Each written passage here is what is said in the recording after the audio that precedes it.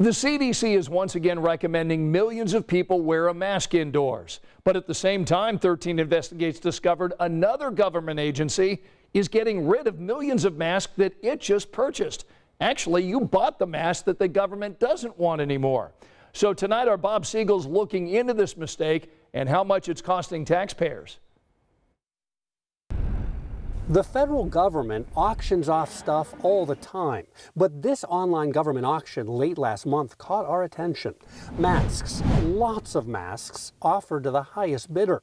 The Department of Homeland Security and U.S. Customs and Border Protection selling off more than 5.6 million respirator masks stored inside this warehouse in Indianapolis. 13 Investigates has learned the federal agencies purchased the masks back in September for just under $2 million. Then they sold them at auction 10 months later for $351,000. That's a net loss to taxpayers of about $1.6 million. The question is, with the pandemic not over, why were the masks auctioned off in the first place? The protocol doesn't allow us to use those unless we've exhausted all other supplies. Steve Bonsbach is a spokesman for U.S. Customs and Border Protection, and he says the millions of masks sitting in the warehouse are the wrong kind.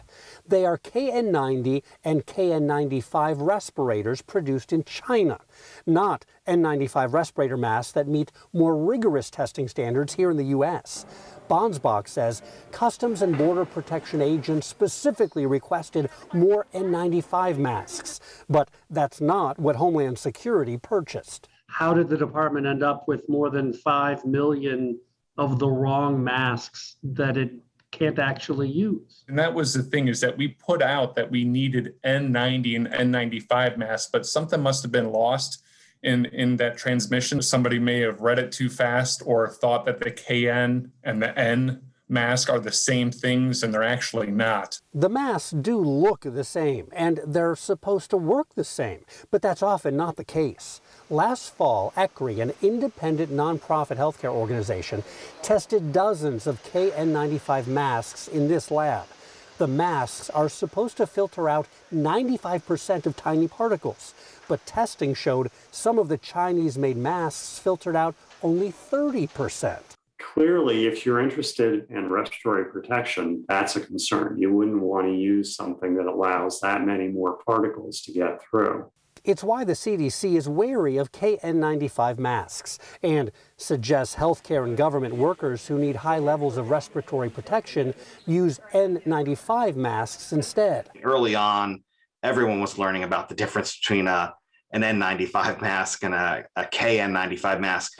But I would have thought by the fall, most procurement officers responsible for PPE would know the difference. Steve Moulton works with the Project on Government Oversight, an organization that investigates government waste.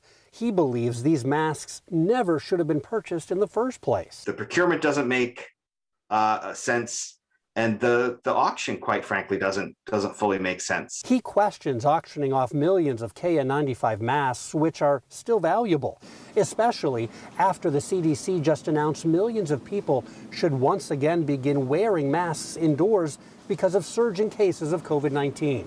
Obviously, those just sitting there is doing no one any good. U.S. Customs and Border Protection also realized the respirator masks are still valuable, just not valuable to them, which is why the federal agency gave away about 250,000 of the masks and then decided to auction off the rest to cut its losses. I think it is just a human error, simple mistake, and we're very happy that somebody is going to be able to use them for the correct purpose.